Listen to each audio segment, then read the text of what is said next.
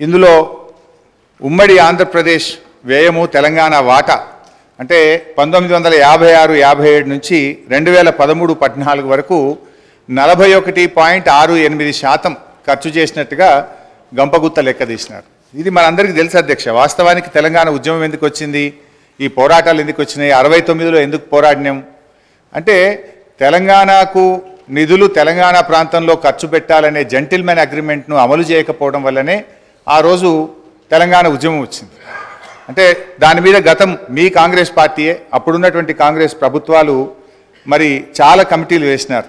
అప్పుడు అప్పటి controller and auditor general Kumar Lalit committee కానీ, supreme court judge Vashishtha Bhargava committee report కానీ, బీపీఆర్ విఠల్ గారి రిపోర్ట్ కానీ, అన్ని రిపోర్ట్లలో కూడా ఏముందంటే తెలంగాణ ఆదాయాన్ని ఆంధ్ర ప్రాంతంలో ఖర్చు పెట్టినారు, తెలంగాణలో ఖర్చు పెట్టలేదని చెప్పి చాలా స్పష్టంగా అనేక రిపోర్ట్లు చెప్పినటువంటి విషయం కూడా మనందరికీ తెలుసు అధ్యక్ష. అందులోనే చూసినట్టయితే ఒకసారి కుమార్ లలిత్ కమిటీ 1956-68 పీరియడ్లో ఒక రిపోర్ట్ ఇచ్చినారు.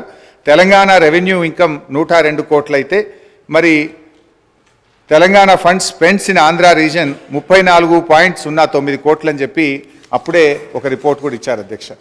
అదేవిధంగా వారు మరి జస్టిస్ భార్గవ కమిటీ రిపోర్ట్లో కూడా ఆ వివరాలన్నీ కూడా తేల్చారు. అంటే ఇది నేను ఎందుకు చెప్పే ప్రయత్నం చేస్తున్నా అంటే ఇక్కడ మీరు 41.68% తెలంగాణలో ఖర్చు పెట్టారు అని ఏ లెక్కలైతే చూపించారో ఇది శుద్ధ తప్పు. కావాలంటే దీని మీద ఒక హౌస్ కమిటీ వేయండి, మొత్తం లెక్కలు తీద్దాం, నిజంగా ఎంత ఖర్చు అయిందో కావాలంటే మేము చూపించడానికి రుజువు చేయడానికి సిద్ధంగా ఉన్నాం. అంటే మీరేంటంటే అది 41.68% ఉమ్మడి ఆంధ్రప్రదేశ్లో ఖర్చు అయింది, అది ఏదో మెరుగ్గా ఉందని చెప్పి చూపించేటువంటి ఒక ప్రయత్నం చేసినారు, which is totally false and wrong అధ్యక్ష. అంటే బేసికల్లీ ఇంకోటి కూడా జరిగింది అధ్యక్ష. నాకు తెలిసిన సమాచారం మేరకు ఈ రిపోర్ట్ ఇదంతా కూడా ఇది ఎవరు తయారు చేసినారు, మీకు తెలంగాణ అధికారుల మీద నమ్మకం లేక మన ముఖ్యమంత్రి గారి పాత గురువు గారి శిష్యులు ఒక రిటైర్డ్ ఐఏఎస్ అధికారి, ఒక సస్పెండ్ అయినటువంటి ఫైనాన్స్ డిపార్ట్మెంట్ ఆంధ్రప్రదేశ్ అధికారులను పెట్టి ఇదంతా ఒక కుక్కుడప్ స్టోరీ తయారు చేసి ఇది ప్రజల ముందు పెట్టేటువంటి ప్రయత్నం చేస్తూ ఉన్నారు.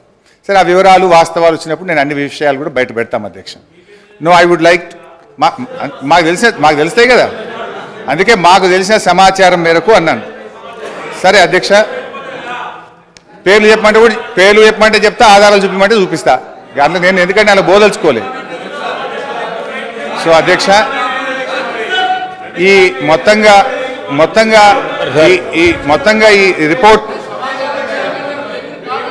ఆబ్జెక్షన్